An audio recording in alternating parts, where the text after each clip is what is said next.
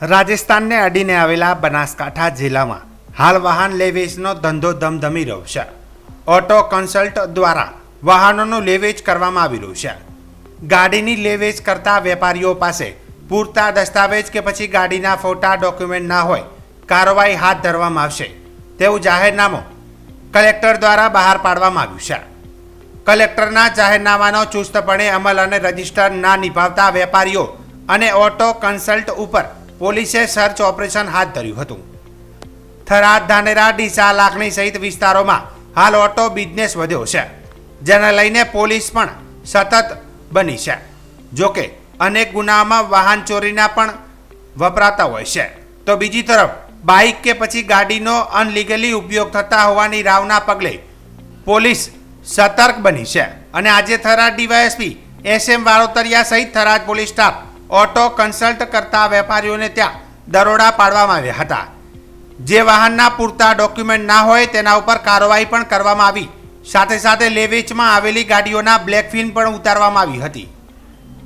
Police દ્વારા number plate વગરની વાહનોને પણ પોલીસ સ્ટેશન લઈ જવામાં આવી.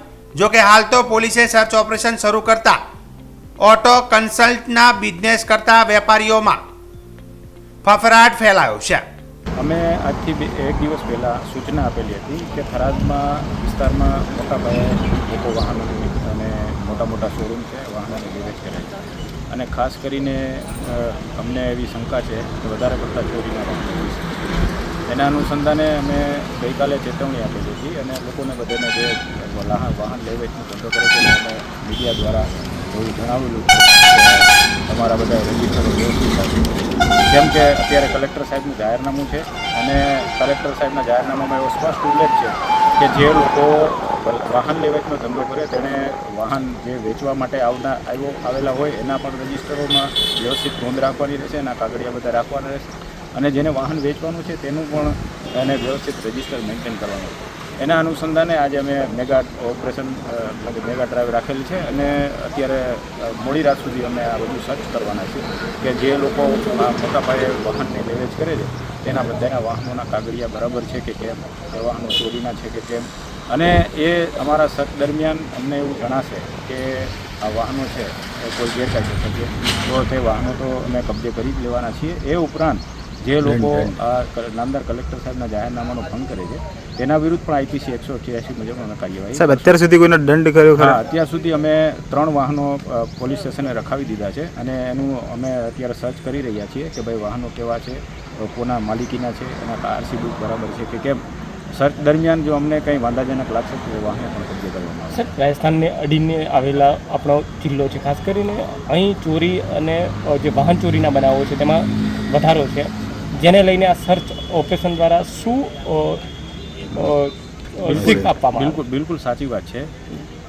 આખા ગુજરાતમાં મારું એવું માનવું છે કે આખા ગુજરાતમાં જે સેકન્ડ વાહનો કહેવાય છે, એક ગ્રાહક મતલબ એક વ્યક્તિ પાસેથી ચલાવીને બીજા વ્યક્તિ પાસે વેચાતા, આઈ થિંક મેં આખા ગુજરાતની વાત કરું તો સૌથી વધારે પ્રમાણમાં વાહનો જો કોઈ જગ્યાએ વેચાતા હોય તો આ થરાદ વિસ્તારમાં વેચાય છે અને બહુ મોટા એક શોરૂમ છે ત્યાં 50, 60 ફોર વ્હીલો કરેલા હોય છે.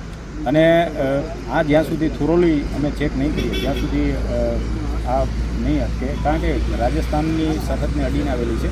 ઘણા લોકો એવા હોય છે અને ખાસ કરીને મારું એવું માનવું છે કે આ એવા વાહનો હોય છે કે જે બેંકનું હાઇપોથિકેશન હોય, બેંકની લોન ચાલુ હોય, એના હપ્તા ભરતા ના હોય અને પછી વેચવા આ રીતો નાખી દેતા હોય. એટલે બેંકને ક્યારેય ખબર પડતી નથી કે ભાઈ મારું વાહન ક્યાં છે.